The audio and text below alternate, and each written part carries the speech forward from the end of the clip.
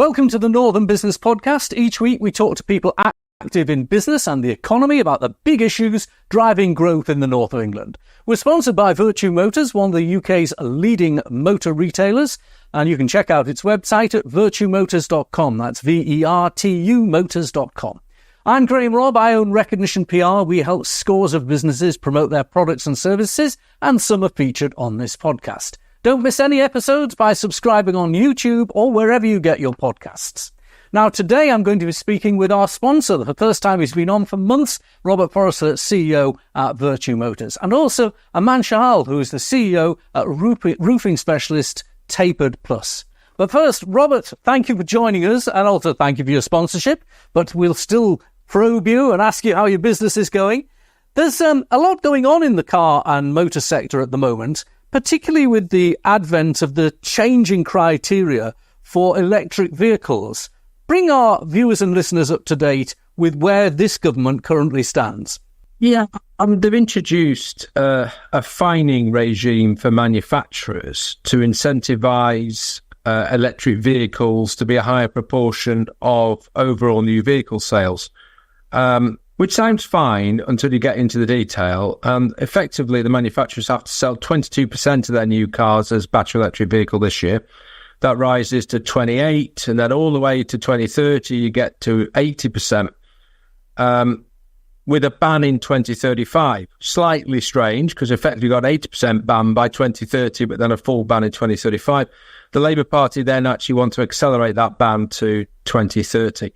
The fine, if you actually, as a manufacturer, don't get that mix right, is every petrol and diesel car you sell over your quota, as it were, is a £15,000 fine per car.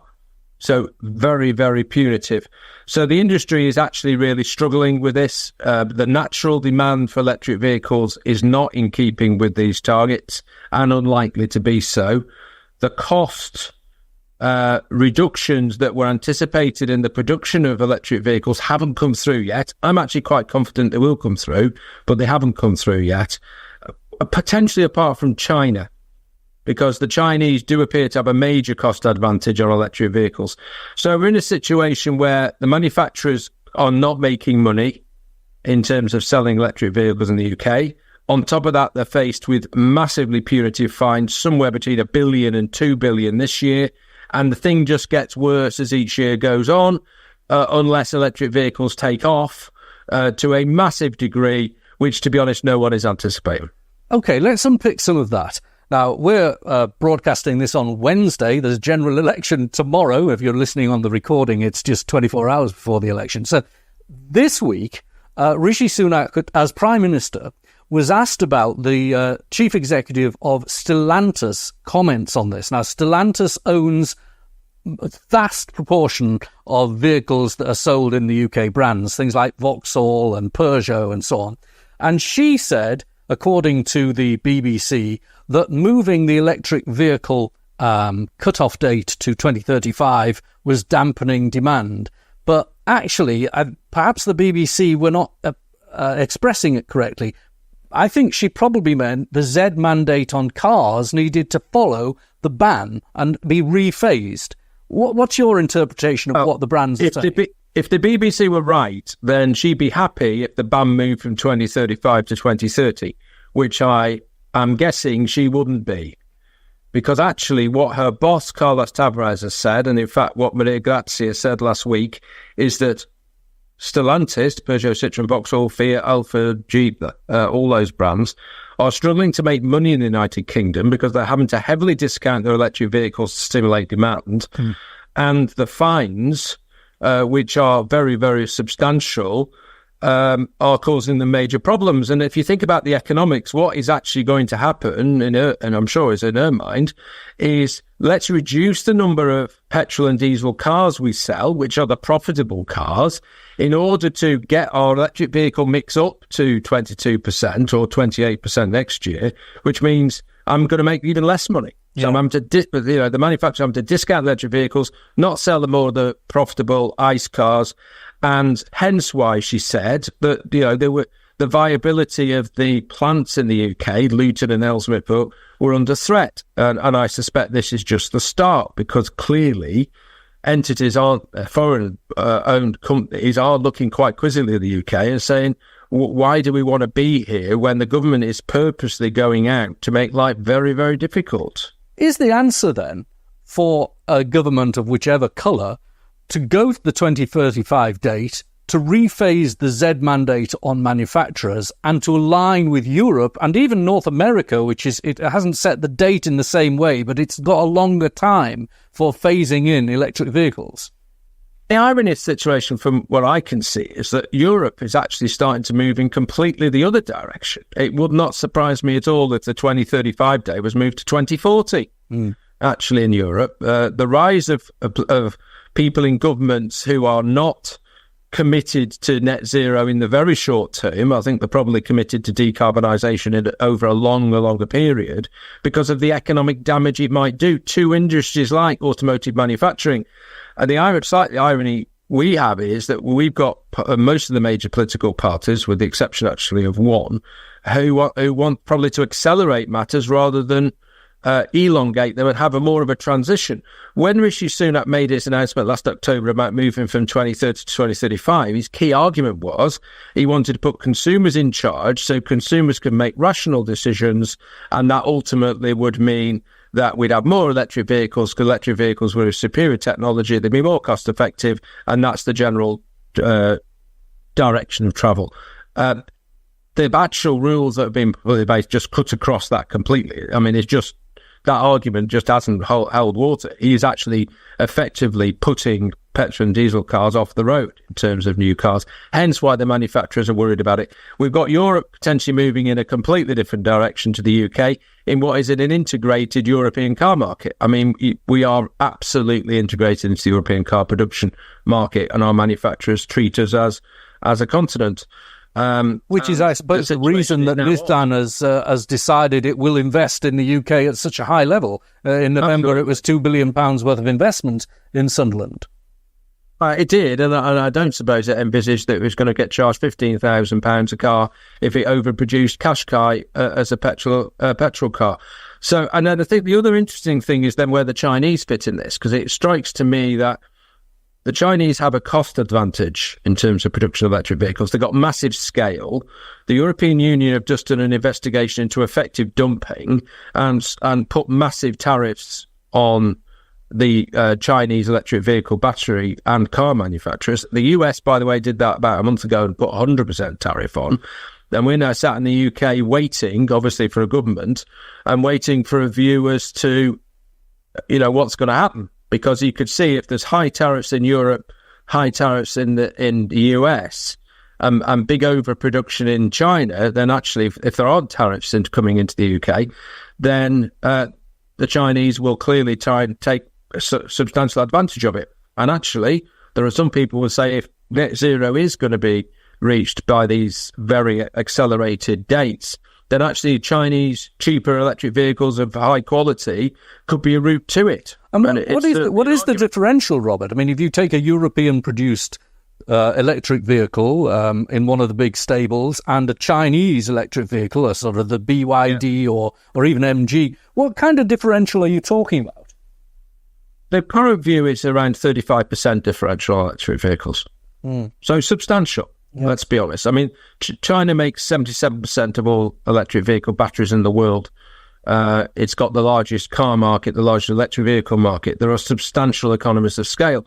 And my probable view is I've got an electric vehicle. Nothing wrong with electric vehicles. They tend to be more expensive than petrol and diesel ones. That lies the problem.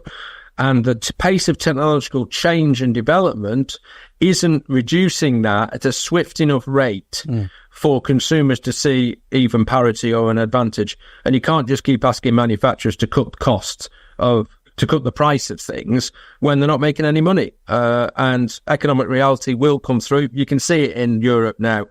The whole agenda is about protecting the automotive infrastructure that we've got in Europe, and we are quite a long way behind the ball on that one in the UK. Okay, so when viewers and listeners hear the phrase Z mandate, zero emissions mandate, That doesn't refer to the phasing out of the ability to buy a vehicle. It refers to this fine system, which is not running at the same pricing petrol and diesels out the market. I mean, that's broadly what it's going to do. It's a manufacturer's mandate, not a consumer mandate. Okay, now Robert, if you didn't have this electric vehicle issue, which is clearly a big issue and growing issue in motor dealership circles, how is business going generally? How do you see the economy and demand for new vehicles? In terms of car demand, it's actually pretty good. I think it's much stronger in fleets than it is in private retail. And that has a lot to do actually with electric vehicles, because people get tax advantages for having an electric vehicle if you're in a business, in terms of very low levels of taxation. There are no incentives to buy electric vehicles on the retail side. So retail is fairly weak. Fleet volume's very strong. I think we're going to see quite a seismic shift actually in the next 6 to 12 months. I think we'll see a much reduced, potentially new car market because of these fines. You can't really understand the car market really without understanding that ZEV mandate. In terms of demand for vans, I think the economy clearly has slowed down in terms of growth, and that's coming through, I think, in the van market. It's okay, but not pulling up trees. The one area of our business, actually, we have seen quite a significant slowdown in line with the rest of the industry is in motorbikes. And it's quite interesting looking at motorbikes in terms of they're a leisure product in the main, big bikes. Yeah. And I think as people have had to reprioritise potentially their spend with high inflation, et cetera, we have seen demand certainly not in growth mode, that's for sure. And the big bike market has probably had oversupply, I suspect, for the past 12 months. Now, Robert, you obviously are sensitive, as you just said, to retail demand from the private sector on leisure. What about the element of it that really does count for affordability, and that's interest and loans? Quite often you have to buy a vehicle for the family. You will need to put it on finance. Do you see in any way things like the lower interest or zero interest finance coming back? We haven't done an interest rate reduction, so the answer to that question is clearly no. What we have seen is finance getting more expensive over the past 12 months as rates have gone up. Clearly, we're expecting, along with everybody else, rates to come down, at which point the cost of buying a new car and a used car will go down, because those lower base rates will feed into lower APRs when you come into a dealership. So I think we are more confident, actually, that consumer demand will pick up. We haven't seen much of an effect of the election campaign. Historically, election campaigns have led to people just stopping and waiting to see. I think because this is broadly a foregone conclusion, it looks like I don't think there's been an effect of that at all. And actually, football competitions, interestingly, also normally lead to demand going off because people concentrate on watching England. But England is broadly so miserable that I don't think that's had any effect either. Yeah, it's fairly steady actually in terms of overall demand. I think used car demand is stronger than new, and I think that's just an affordability issue. And finally, Robert, if I move away from the market itself and into your business, in the northeast of England, where you've chosen to locate, you are probably the largest business by turnover in the billions of pounds. You employ thousands of people. What measures are you taking to innovate in your business? What is it's a constant moving feast, I should imagine, to keep on top and keep growing. I mean, one of our number one priorities is to make sure that we have a stable workforce, because actually having people who know what they're doing and enjoy working in the company is the big job. I mean, that is our number one job. And we're seeing much better stability actually in terms of a lot of the colleagues in the group. Our stability indexes are going up. We have 56 software developers, and we are seeking to get more productive and get better customer experiences, but particularly around productivity, by utilising technology to make our people more productive. And actually, if we're going to see real wage growth and greater wealth as a country, then we clearly have to use technology to make everybody more productive. Even I am using it. I'm now using AI to do email drafting, for example. And AI is an interesting subject, but I don't think it's a one-way bet at the moment. So we've got a lot of thinking to do around that. The fundamentals about our business, if somebody walks into Teesside BMW or Stockton Honda, Do they see the same people? Are they given a great welcome? Are they made to feel that we treasure them as customers? And do they get a great experience? And technology can sort of help, but it doesn't really help. 99% of that experience is the people-to-people interaction. Albeit the websites are clearly very, very important, the online journeys. But our major thing is to make sure we've got people who are motivated, who enjoy what they do and know what they're doing. And that, as ever, will be our prime focus. Well, Robert, thank you very much, and thank you for sponsoring our podcast. Very upfront that you are our sponsor, and all the best for the coming months. Thank you for joining us. And now in the Northern Business Podcast, I want to turn to Aman Chahal. Now, Aman Chahal is the founder, and he runs Tapered Plus in Teesside. Aman, it's great to talk to you. And the last podcast of our season, we've got great news from a firm that's really developing new products, your firm. Just remind our viewers, because you've been on before, what it is you make.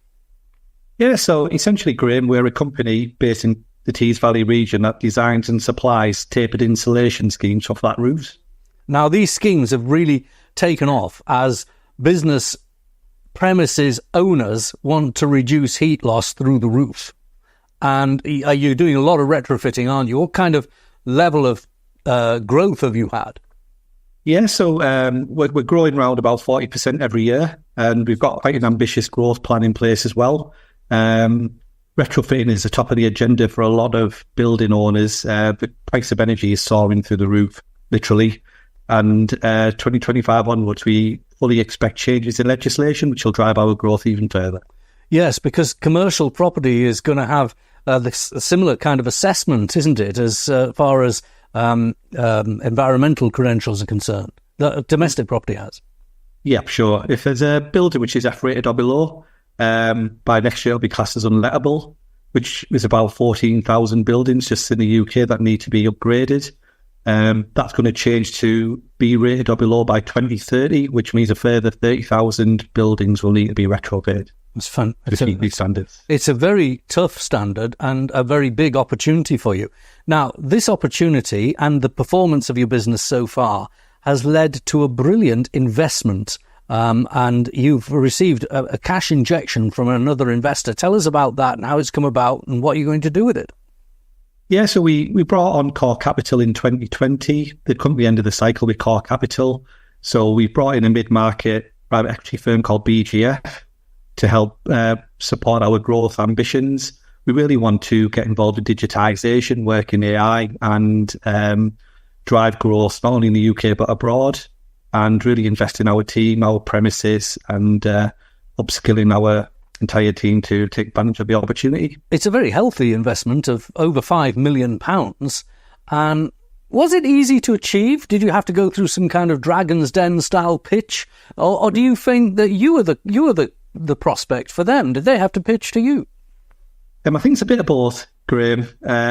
It's important for us to find the right investor, but also for them to find the right company to invest in. They've got to believe in the growth and the journey, and it's the same likewise for us. We've got to believe in them as a company, as an investee partner, and yeah, it's all about the partnership and alignment. And what do you think the company will look like in a year or so's time? Well, the plan is for the next 3 to 5 years, Graham, for us to treble in size. We really want to be aggressive out there. We want to be the go-to in new build and retrofit, specialists in non-combustible, and really drive the market and be market leaders. Well, Aman, thank you very much for talking to us. And can I just say congratulations on a brilliant deal that shows the style you've got in business is shared by investors and just what we need in the north of England, and a great way to end this series of our Northern Business Podcast. Thank you very much. That brings today's Northern Business Podcast to an end, but we're going to take a pause now for a couple of months during the summer. We're back on the 11th of September, and if you want to join us, please get in touch via LinkedIn or in touch with Recognition PR in Darlington. We're looking for interesting people to interview on the podcast, which is broadcast on my LinkedIn channel live every Wednesday at 5 p.m. And it's also broadcast on YouTube, and it's also recorded and put on audio podcasts on Apple, Spotify, and also Amazon. Now, thanks to our podcast producer, Harry Sinclair, and our technical operator, Robin Campbell. Join us again in September for more from the Northern Business Podcast.